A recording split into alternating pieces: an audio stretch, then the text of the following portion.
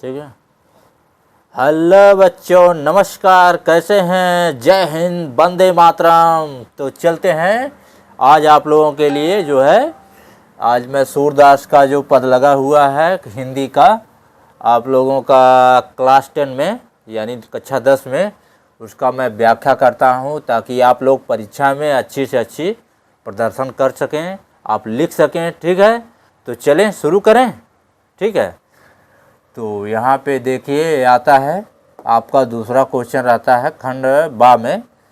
तो चलते हैं, पहले इसका आप लोग हमारे साथ साथ सर्ववाचन करिए।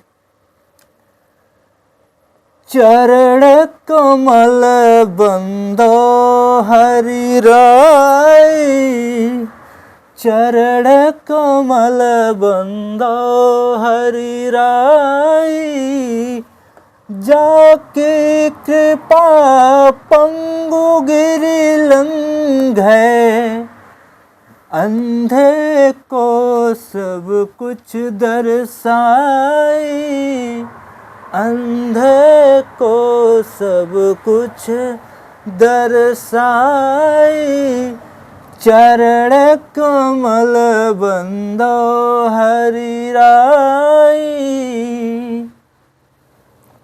बहिरो सुनो गूंगो पुनि बोले, रंक चले सिर छत्र धराई, रंक चले सिर छत्र धराई, सूरदास स्वामी करुणामय, बार बार बंदहु तिह पाई, बार बार बंदहु तिह पाई, चरण कमल बंदो हरि राय। तो बच्चों ऐसा है कि यहाँ पे लिखना थोड़ा मुश्किल हो जाता है, बहुत मेहनत से जो है लिखना पड़ता है, इसलिए कम पदों की संख्या रहती है। अब देखिए एक ही पद, एक ही दोहा ले आ पाए हैं, तो मैं रोज़ आप लोगों के लिए दोहा एक एक पद मतलब लेते आऊँगा। आप लोग देखते रहिए, लाइक कर दीजिएगा, सब्सक्राइब कर दीजिए, है कि नहीं? तो आप लोगों के लिए देखिए इतना मेहनत करनी पड़ती है। तो चलिए शुरू करते हैं। चरण कमल, चरण जो हैं यहाँ पे योजक चिन्ह आ जाता है, हाइफन, हाइफन का जो चिन्ह है यानी योजक चिन्ह, समझे? यहाँ पे होता है रूपक अलंकार, रूपक। अब आप लोगों का इसमें क्लियर हो जाता है रूपक अलंकार। ठीक है, तो रूपक अलंकार में होता है कि जिसमें उपमेय को ही उपमान मान लिया जाए। ठीक है, जैसे कि चरण क्या है? कमलों के समान है चरण। अब सूरदास का पद है, तो सूरदास कह रहे हैं कि सूरदास कहते हैं कि मैं ऐसे कमल रूपी चरणों की वंदना करता हूँ। बंदो माने वंदना करता हूँ, हरि राय माने भगवान श्री कृष्ण की। मैं कमल रूपी चरणों की वंदना करता हूँ भगवान श्री कृष्ण की। अब यहाँ से आप लोग उठा ले जाएंगे कि सूरदास कहते हैं कि भगवान श्री कृष्ण के कमल रूपी चरणों की वंदना करता हूँ। ठीक है, यहाँ तक क्लियर हुआ। मैं भगवान श्री कृष्ण के, सूरदास कहते हैं कि मैं भगवान श्री कृष्ण के कमल रूपी चरणों की वंदना करता हूँ। ठीक है, जाकी कृपा पंगु गिरलंक है।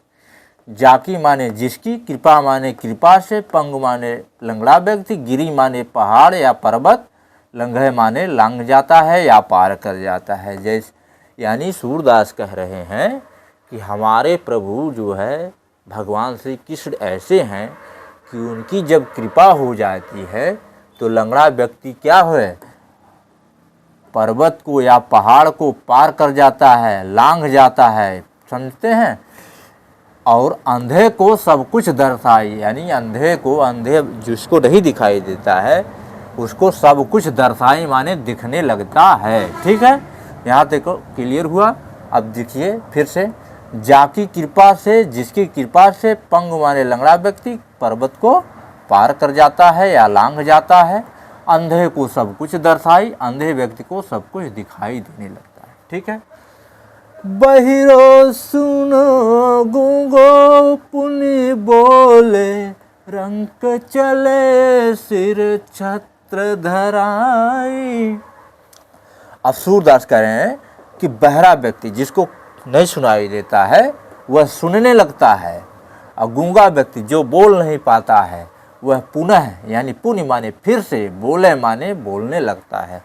ठीक है। रंक चले सिर छत्र धराई, यानी जो कंगाल हो, चाहे अकिंचन दरिद्र, जिसके पास धन संपत्ति अथवा कंगाल खाने पीने के लाले पड़े हों, ऐसे व्यक्ति को क्या होता है, जब भगवान श्री कृष्ण की कृपा हो जाती है, सूरदास कहते हैं, तो उसके सर पे क्या हो जाता है, छत्र हो जाता है। राज मुकुट धारण करके, छत्र धराई यानी राज मुकुट धारण करके चलने लगता है। ठीक है। जैसे सुदामा में, उसमें कृष्ण लीला में देखे होंगे आप लोगों ने, तो उसमें कृष्ण भगवान ने सुदामा के पास कुछ भी नहीं था, लेकिन जब उन पर कृपा भगवान श्री कृष्ण की हुई तो उनके पास सब राजमहल, राजपाट, सब कुछ, घोड़े सब कुछ, राजा रानी सब, बहुत कई मतलब राजपाट सब कुछ मिल गया। तो ऐसे ही वो कह रहे हैं कि रंक को चले सिर छत्र धराई, यानी रंक यानी कंगाल व्यक्ति को पूरा सिर मतलब छत्र यानी छत्र हो जाता है, राज मुकुट धारण कर लेता है। ठीक है। अब सूरदास कह रहे हैं सूरदास स्वामी करुणामय, यानी ऐसे करुणामय स्वामी, ऐसे करुणामय स्वामी, ऐसे करुणामय स्वामी को मैं बार बार बंदो माने, बार माने बार बार, हमेशा बंदो माने वंदना करता हूँ। तिह पाई माने उस पैरों की, तिह माने उस पैरों की। ठीक है। मैं बार बार ऐसे पैरों की मैं वंदना करता हूँ। तो ऐसा लिखा जाता है। अब इसमें क्या पूछता है आप लोगों के लिए, तो देखिए यह कौन सा क्वेश्चन रहता है। ये दूसरा खंड बा में आता है। अब इसमें कहता है दो पद दिए रहते हैं, तो उनमें से जो सरल आपको लगे वही आप लोग करना। तो आप लोगों को देखिए इसमें क्या रहता है, उसमें पूछता है पहला क्वेश्चन 1 अंक का आता है, उसमें से लिखता है पद्यांश का संदर्भ सहित व्याख्या कीजिए। ठीक है। तो आप लोग क्या करेंगे, तो अब देखिए सूरदास के पद से लिखेंगे प्रस्तुत पद्यांश हमारी काव्य खंड के सूरदास के पद नामक पाठ से लिया गया है। ठीक है। इसके रचयिता, इसके लेखक जो है, इसके कवि जो हैं सूरदास हैं। ठीक है। अब दूसरा रेखांकित कर दिया रहता है, तो आप लोग जो लाइन रेखांकित कर लिया रहता है उसको आप लोग जैसे मान लो कि ये रेखांकित कर दिया है, सूरदास स्वामी करुणा में बंदो बार बार बंदो ते पाए। मैं अब मान लो ये रेखांकित कर दिया रहता, तो आपके रेखांकित करता है, तो आप लोग करेंगे क्या, इसकी इतनी व्याख्या लिखेंगे कि जैसे जितने शब्दों में लिखना हो, मान लो कि 100 शब्दों में लिखना हो, तो आप लोग उसकी बढ़ा चढ़ा के, मान लो जैसे सूरदास कह रहे हैं कि हमारे करुणामय स्वामी हैं, उनकी ये है, बहुत बड़े करुणामय हैं, उनकी बार बार मैं उनकी वंदना करता हूँ, उनकी असीम कृपा रहती है, मैं उनके जो है तो आप लोग इनकी व्याख्या रेखांकित अंश की कर लीजिएगा। और अब पूरा पढ़े रहेंगे तो कहीं से भी पूछ दिया रहेगा तो आप लोग कर रहेंगे। और तीसरा पूछता है कि काव्य सौंदर्य, तो आप लिख देंगे भाषा जो है ब्रज भाषा है, रूपक अलंकार है। देखिए यहाँ पे बार बार बंदों ती पाई, तो बा अनुप्रास अलंकार का हो जाएगा उदाहरण, जहाँ पे एक ही शब्द की आवृत्ति बार बार होती है वहाँ पे अनुप्रास अलंकार हो जाता है। तो ठीक है। तो यहाँ यह पहला पद है। तो हम आज इसी के साथ क्लास को बंद करते हैं। आप लोग जो है ना सब्सक्राइब लाइक कर दीजिएगा। ठीक है। अच्छा लगा हो तो इसी के साथ धन्यवाद।